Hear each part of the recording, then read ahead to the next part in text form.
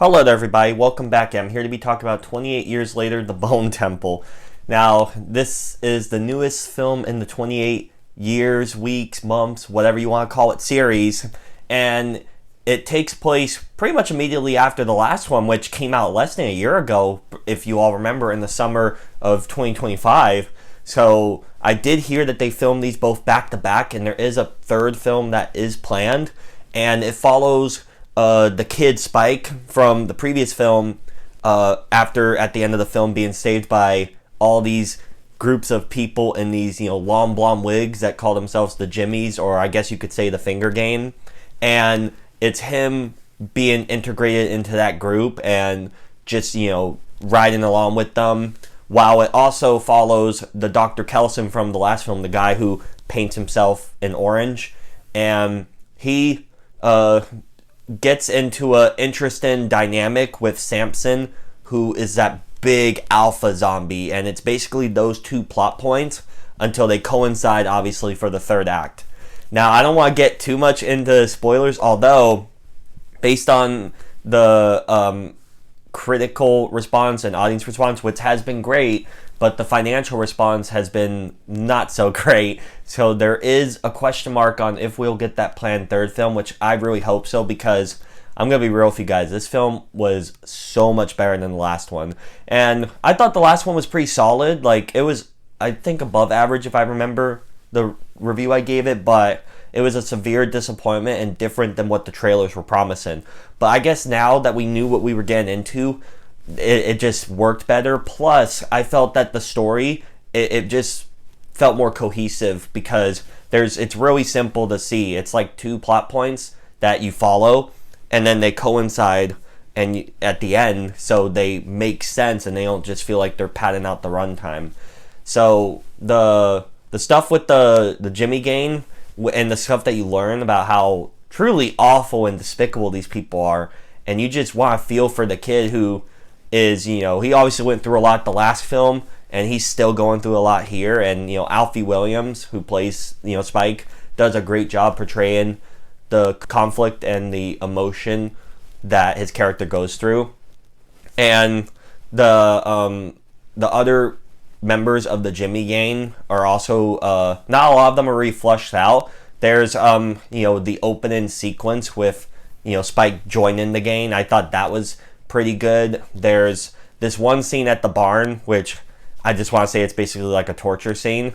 That was so disgusting and stressful to witness and sit through, and just seeing how all that played out. Like, it was such a interesting scene, especially the end of the scene where it all gets crazy. I was like, oh, whoa. And they have moments like that in the film that I'm like, wow, this is just great stuff. Especially the story arc with Dr. Kelson and the Samson. And, Ralph Fiennes, obviously, who plays the Kelson dude, he does a great job with his performance. And it's just such a it's such an interesting thing that they were going for. And I really hope we get that third film, because there's a lot that's left up in the air in a way, especially when you get to the very end of the film, which I won't say, but the ending of the film was really awesome. It was really great to see, but it'll pay off more if we get that third film. So the hope is that this film does well, people go to see it, because all around the film was an improvement. Jack O'Connell, who we all know, he broke out in Sinners from last year, and he was like a cameo at the end of the last film, and he's like the leader of the gang. And you got little hints about him, like the opening scene, I believe, of the last film was him as a kid during the outbreak, and how that clearly affected him and warped his mind and made him messed up into doing what he's doing now. So you can understand what happened, like, to really mess with him psychologically to do this. But obviously he's a horrible monster and an evil person, and just seeing how it plays out by the end leaves it pretty satisfying, to say the least. But again, obviously the Bone Temple, the name of the film, that production, how they built that and stuff, I think it looks really cool, really creepy.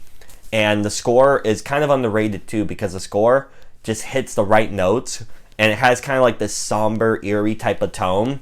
And then I looked, and it was the same lady who did Joker, apparently, the first Joker film, which obviously won her a lot of awards. So, obviously, great job with the score, great production design, the performances all around. Even with one of the Jimmies, who is this one girl who kind of befriends, Spike. I thought she was pretty good as well.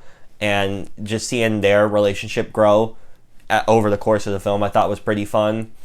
And all around, this film had pretty solid performances. The story was much more cohesive and pretty well done compared to the last one. How it coincides, these two arcs by the end, is really satisfying as a viewer. And the stuff they were dealing with like Samson in particular, a lot of people will say he's a standout, and seeing what happens with that character, who is the big alpha zombie. Again, all great stuff. I highly recommend seeing this film because I really want that third film, and that's really gonna hinge on this. The ending of this film is gonna be either uplifted by getting that third film and getting more, or it's gonna be dragged down because of the missed potential. But with all that said, those are my thoughts on 28 Years Later, The Bone Temple.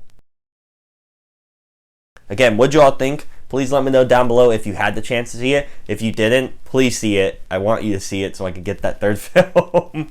Again, thank you all so much for watching. And if you want to hit the subscribe button as well to get notified when I upload, that means so much to me.